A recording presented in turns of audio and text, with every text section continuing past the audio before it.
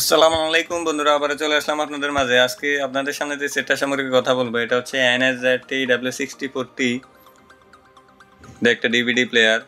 তো এটাতে একটা ইংলিশ ভার্সন আর একটা নন ইংলিশ। আমি আজকে দেখাবো ইংলিশ অ্যান্ড নন ইংলিশের মধ্যে পার্থক্যটা দেখাবো। ইংলিশ করার পরে কী কী সুবিধা থাকছে আপনাদের জন্য, আর ইংলিশ করার পর এই ল্যাঙ্গুয়েজটা কতটুকু জাপানিজ থেকে ইংলিশে কনভার্ট হবে ওইটাই দেখাবো আপনাদেরকে। আমি প্রত্যেকটা অপশনেই ক্লিক করে দেখাবো। তো চলেন শুরু করা যাক। তো আমি সেটআপ অপশনে ক্লিক করলাম। সেটআপ অপশনে ক্লিক করার পরে দেখেন উপরে দেখাচ্ছে navy, Bluetooth, phone, audio, internet, নিচে বাম পাশে হচ্ছে সেটিংস। তো সেটিংসে ক্লিক করার পরে দেখেন উপরেরটা সবই ইংলিশ, নিচেরটা সবই জাপানিজ। নিচে অ্যাডভান্স সেটিংসে ক্লিক করার পরে দেখেন ডিসপ্লে চেঞ্জ, ভয়েস, আদার, মেন সেটিংসে ক্লিক করার পরে দেখেন টোটালি সব চেঞ্জ। উপরেরটা ইংলিশ, নিচেরটা টোটালি সব জাপানিজ, কিছুই বোঝা যাচ্ছে না নিচেরটা। আমি একটা একটা করে প্রত্যেকটাতেই যাচ্ছি।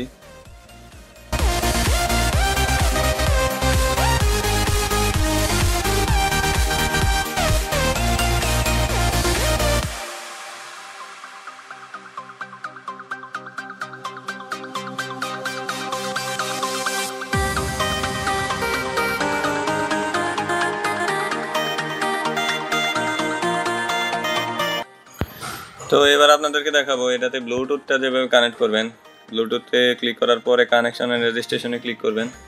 ক্লিক করার পরে দেখেন এখানে অলরেডি 3টা করে কানেক্ট আছে। তো ডিলিট অপশনে ক্লিক করার পরে যে ডিভাইসটা ডিলিট করবেন ওই ডিভাইসের উপরে ক্লিক করলেই বাম পাশে ইএস আসবে, ইএস দিলে ডিলিট হয়ে যাবে। একটু অপেক্ষা করতে হবে। তো ডিলিট হওয়ার পরে দেখেন ডান পাশে কর্নার উপরে অ্যাড দেখাচ্ছে। অ্যাড বাটনে ক্লিক করার পরে এখানে অ্যাড বাটনে ক্লিক করবেন। অ্যাড বাটনে ক্লিক করার পরে এই পর্যায়ে যখন আসবে তখন মোবাইলের ব্লুটুথ অপশনে গিয়ে ব্লুটুথটা অন করবেন। অন করার পরে স্ক্যান দিবেন। স্ক্যান দেওয়ার পরে কার মাল্টিমিডিয়া নামে একটা ডিভাইস নেম আপনার মোবাইলে যাবে, ওইটাতে ক্লিক করার পরে পেয়ার আসবে, পেয়ার দিলে কানেক্ট হয়ে যাবে। তো আপনাদের যাদের এই মডেলের প্লেয়ারটা আছে তারা চাইলেই আমাদের কাছ থেকে সংগ্রহ করতে পারেন ইংলিশ ভার্সনটা। আমাদের ঠিকানাটা হচ্ছে বারিধারা যে ব্লক 18 নম্বর রোড। এখানে আসলে আপনি ইংলিশ ভার্সন পেয়ে যাবেন। তো ভিউয়ার্স, আজ এই পর্যন্তই। পরবর্তীতে অন্য কোনো ভিডিওতে দেখা হবে। সে পর্যন্ত সবাই ভালো থাকবেন। আসসালামু আলাইকুম।